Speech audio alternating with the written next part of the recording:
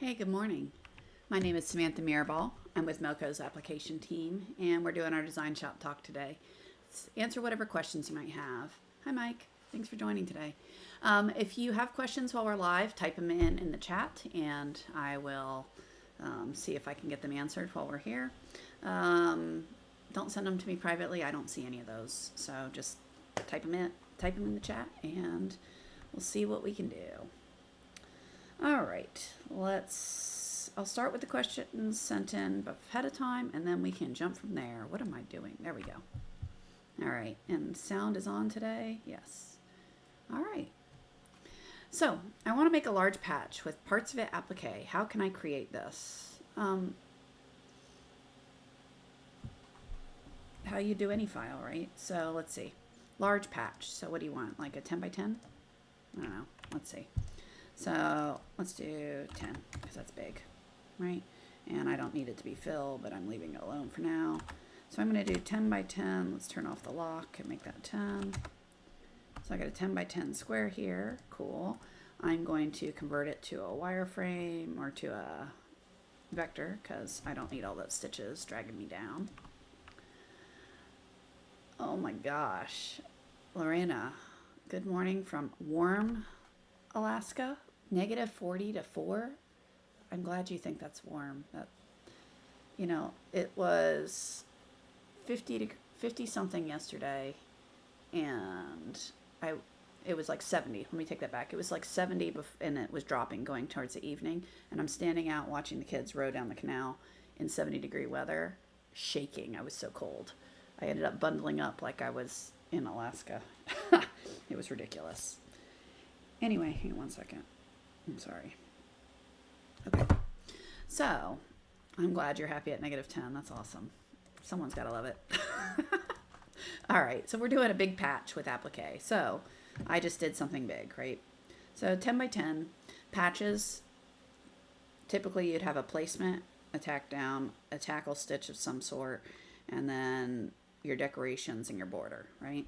So, I'm going to change element from one type to another and say walk normal, add.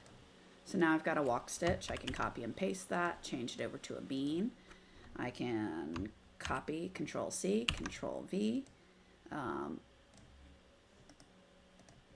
going to give it another color, and I'm going to change that over to a single line and replace it. And I'm going to make that a tackle stitch and something wider. 20 is kind of narrow for my likings anyway. Okay, so that's the basic, and then we need to copy and paste that one more time, and I'm going to change it back to a satin, and again make that something wide. There we go. So now I have a big old patch. All right, all the steps for it. I would do whatever decorations I want on it now. Good morning, Kathleen and Georgia. Thanks for joining today. So you said you wanted to put an applique on it. Okay, so let's see. I'm going to go into these, go to custom shapes. I don't like any of these for applique. Where's the heart? Oh, penguin. There you go. I want to do a penguin. All right, I'm going to turn this into an applique in the middle of my thing. All right.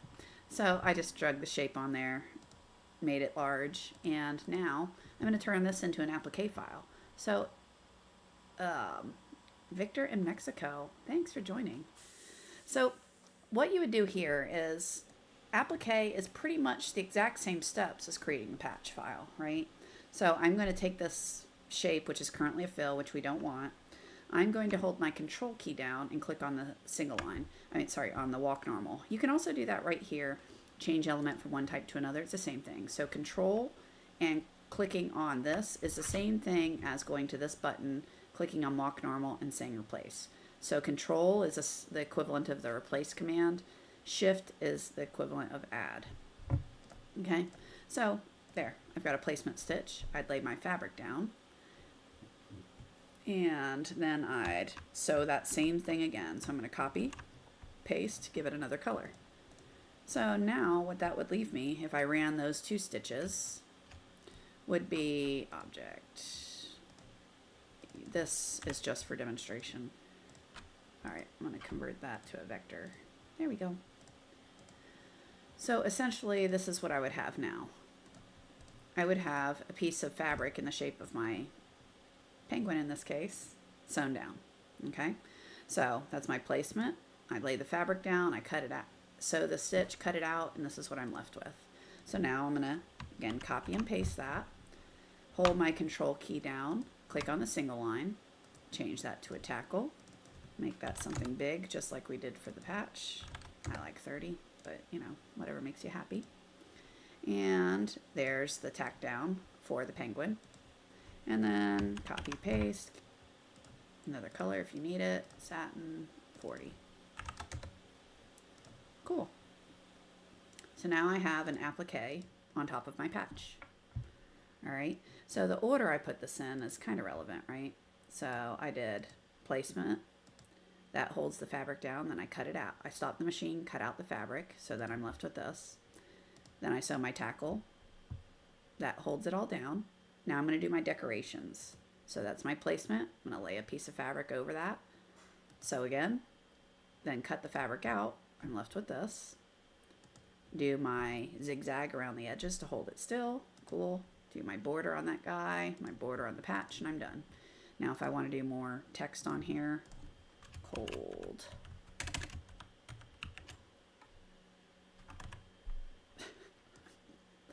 I might be taking my coldness, how cold I am right now, to too literal of a level. Well, let's make it a better font. Let's see, block 2 is a wider font by default. All right, that's a little ridiculous, but there you go. Okay, so I've got my decorations, and I'll put that after the full applique. It could be before or after, it really doesn't matter, but it's before the final border, because remember, particularly if you're sewing on a plastic, when you sew that border, it's gonna kind of tear a little bit and make it more risky to do heavy decorations, because you might risk having shifts in there. Okay. So that adds an applique, and you can do that as many times as you want. So if you wanted to have a scarf on them as an applique, you could do that, or you know, whatever it's going to be. All right, so that's a big patch with an applique on it. Can you demonstrate how to use group names to lay out a hoop full of personalized bag tags? All right, so a hoop full of bag tags, that's not what group names is doing. Okay, so group names is rather interesting. What it's going to do, it's going to let you make one file with all the names stacked on top of one another. All right, so it looks kind of silly. Let me see if I can find a quick file. Let's just make one. All right, so text.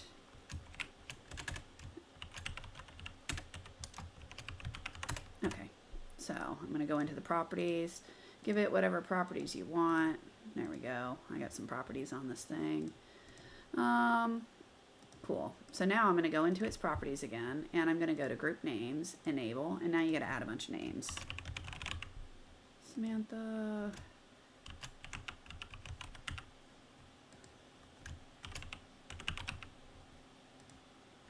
My family is texting right now, so that's the names in my head. My grandfather's in surgery at the moment, so let's see, who else? Whatever, there we go. All right, so I got some names. I'm gonna add them. Oh, here. So if you have if you do that, you can say both first or last, and it will know what you're doing. If you have a design, you can also do that. So here, if the output, if I had a design in the file as well, it would sew the design, then the name, then it would go sew the design again, and the next name in the list. That's what this is telling you. If you only want names only, it'll skip the design and it'll just do names. Okay, so do it like that. All right, so when I save this, file, save as, I'm gonna go put it in today's file, group names. Okay, so I got my group names. Notice it doesn't look like I did anything, but if I go to group names, it's all turned on and it's all applied. All right, so let me show you. If I save this as an EXP, then you will actually see what it actually does. All right, so let me go open my EXP. All my names are stacked on top of each other. You see that? So, practically speaking, how would you use this? All right. So first off, it's a really cool feature. I like it a lot because what you do is when you load your design, let's say you're doing left chest, like you're doing right chest names, right? So you got a logo you put over here and you're going to put names on a bunch of shirts. Okay, so you would, I typically use this for when I'm doing all of one size. So I'll have all the names for smalls, all the names for larges in a file, so on and so forth. Okay, so how it works is you hoop it in the machine. When you go to program it, what I mean by program it, when you go to set your colors, where are my color tree? Come on, there. It would be color, applique, or hold, whichever you want. I like applique because it brings the pantograph out from under the machine. Do you need that for this application? No, hold will work. And that would be it. It would be 2 colors. The color you want to sew the name, and then hold or applique. Apply OK. It's going to keep repeating that over and over and over and over and over again. So what you do is you grab your shirts, you hoop it, you put it on, you hit go. It'll sew your first name. You pop that hoop off, put the next hoop on, hit go. It'll sew the next name. Pop that hoop off, put the next one on, hit green button, it'll sew the next name.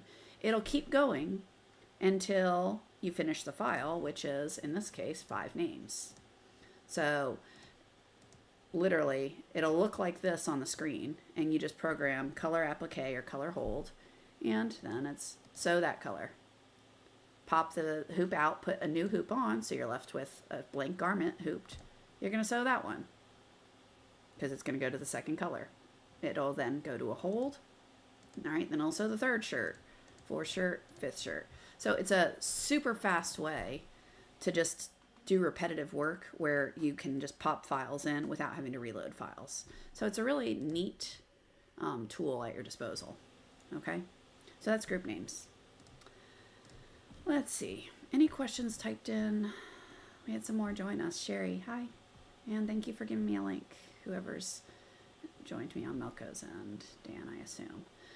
All right, so that's how I would do this. So personalized bag tags, I would have the design with the group name in there, and then I would just set it up to be design, name, repeat. And you pop the hoop out, put a new one in, pop it out, put it in, and just rinse and repeat. Okay? Let's see. Did I miss any questions? No. All right. We did get you a link to group names, an article on it, as well as a video, so you can check that out. How do you make stitching look good? There's a lot of things we can do, right? So quality stitching, you can kind of look at from, I don't know, three generalized things: machine settings, hooping, so human influence, if you will, and then digitizing. So if you look at those kind of 3 topics, that's kind of where you'd focus your efforts on. So on the human side, making sure you are, yeah, Lorena, I agree. Multiple tags in a single hoop. Yeah, that's not, you're gonna, let's try that again. You're not going to use group names for that. You're going to basically just set up a file with a whole bunch of elements, take your patch, rinse and repeat, and change the names. You're not using group names. Group names, it's intended to be just on top of each other, one after another. Okay, so human factors on hooping. What stabilizer you choose, all right? So I personally avoid tearaways as much as I can. I won't use them unless there's a really good reason to use them, because I find cutaways hold the stitches better. If I hold the stitches better, I'm going to have a higher quality stitch. So I use cutaways first and foremost for all my work. So making sure you have appropriate stabilizer selected for what you're working on is pretty important. Using toppers. So if you've got textured materials, you can use a topper on top of the work, and that will keep the stitches kind of above and stop it from sinking in. It's particularly helpful on things like uh, performance wear, fabrics that have textures all the way around it. Okay, so I'm making sure you have a topper on there. What else?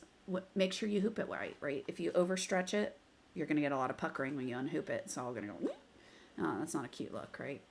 So stabilizers, you can always use a 505 if you've got slippery materials. So basically making sure the hooping and material selections are appropriate for what you're sewing. All right, the digitizing side is equally important, right? So making sure you have a solid underlay. Your densities are right, and you have some, I think, pull compensation. So some pull offset is important.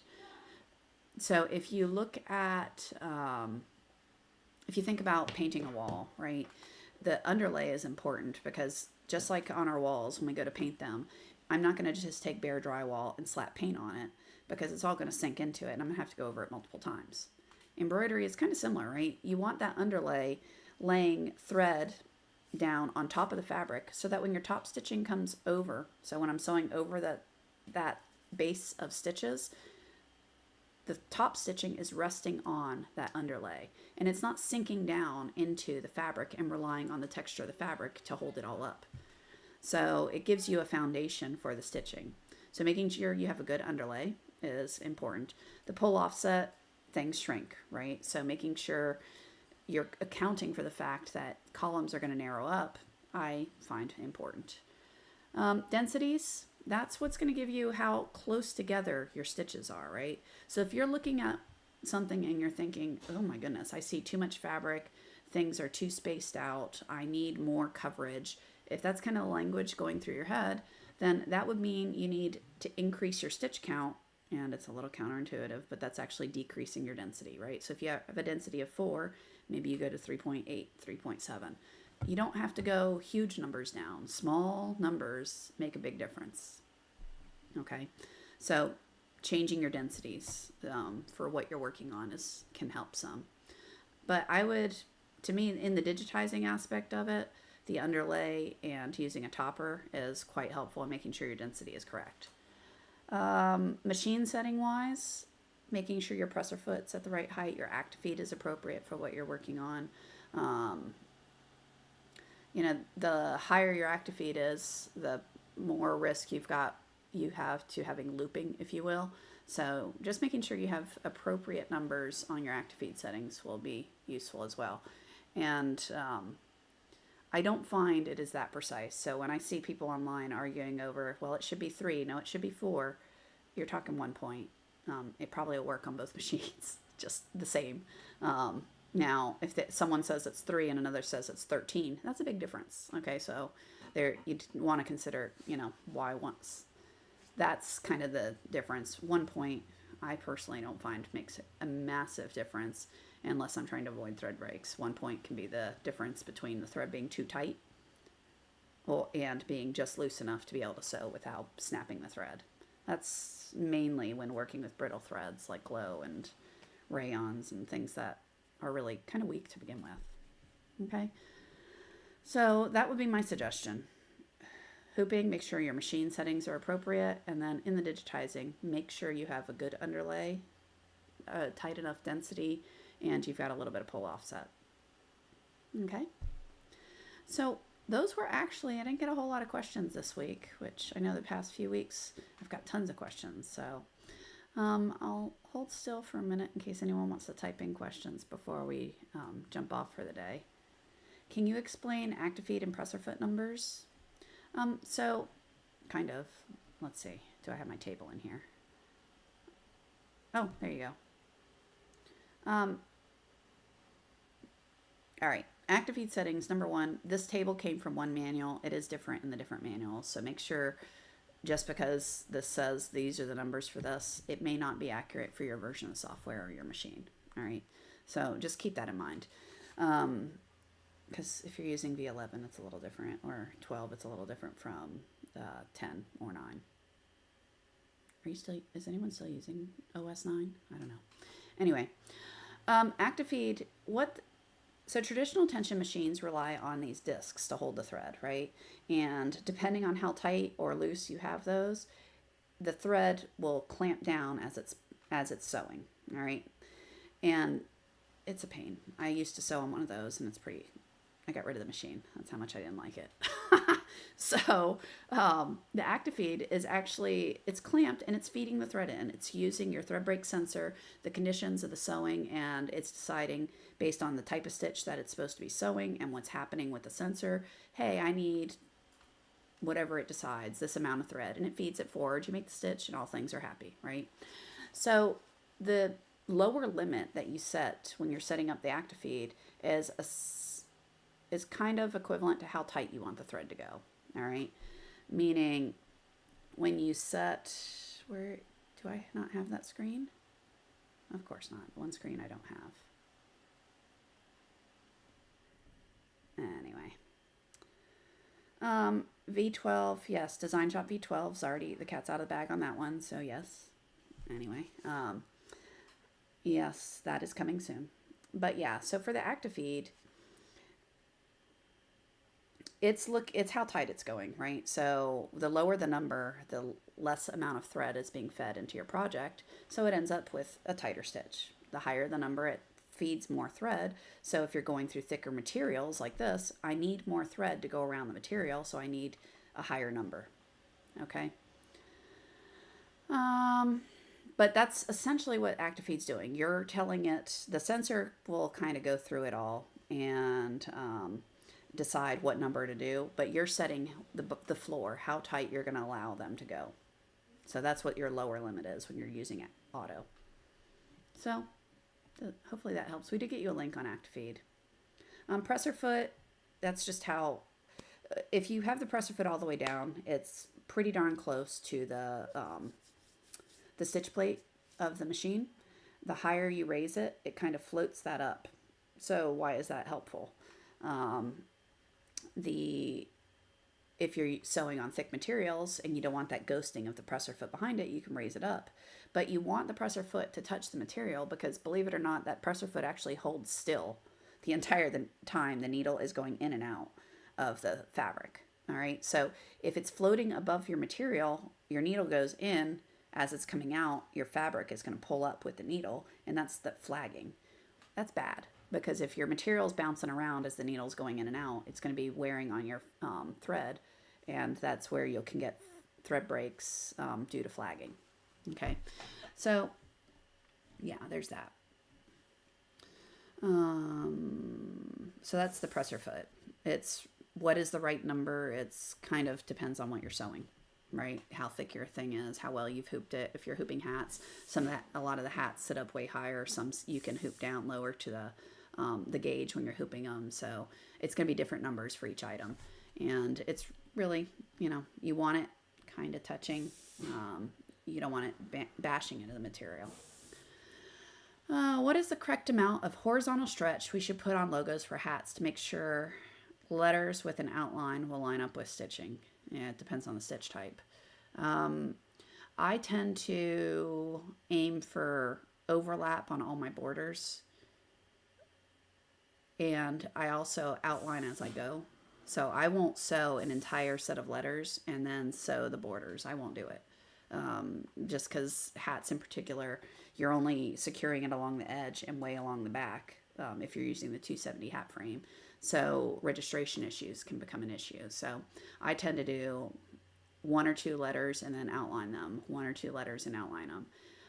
The outlines, I tend to aim for 7 to 10 points of overlap, and that seems to work well for me. It's not actually a stretch. I'm just making sure I have overlap of 7 to 10 points, and that seems to do quite well.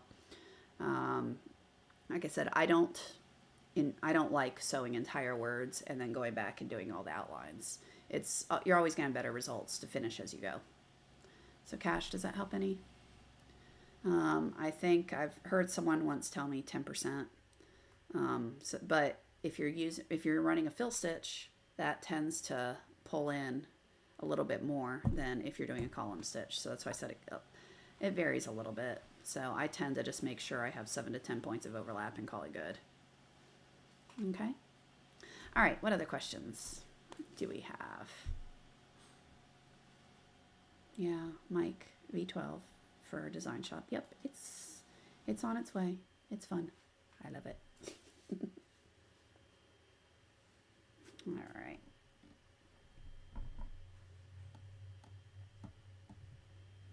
Yeah, as soon as it's released, I'll start doing the talks in that version as well. All right, I'm going to hold on a sec, see if we have any other questions typed in. Otherwise, we will call it a day, and I will be back next Thursday. Yeah. All right. All right, everyone. I hope these are helpful for you. Let us know what you want to learn about. I made some projects based on, I had posted in one or two, I don't know, some of the Facebook groups I had posted asking about projects or things. So I actually created the digitized file already. I'm just going to do them as pre-recorded things. But I've got a few projects based on that list. The digitizing done, now I need to just sit in front of my machine and sew it out and record that. So yeah, hopefully I'll have those. Anyhow, you guys have a fantastic weekend. I have a regatta on Saturday. I coach the middle schoolers. They get to race for the first time this season, so that'll be exciting. My daughter's doing the U15 the varsity races, so, but she is 12 racing with the big kids, so that should be fun. Anyhow, all right, you guys have a great weekend. I will talk to you next week, and until then, have some fun sewing. Bye, everyone.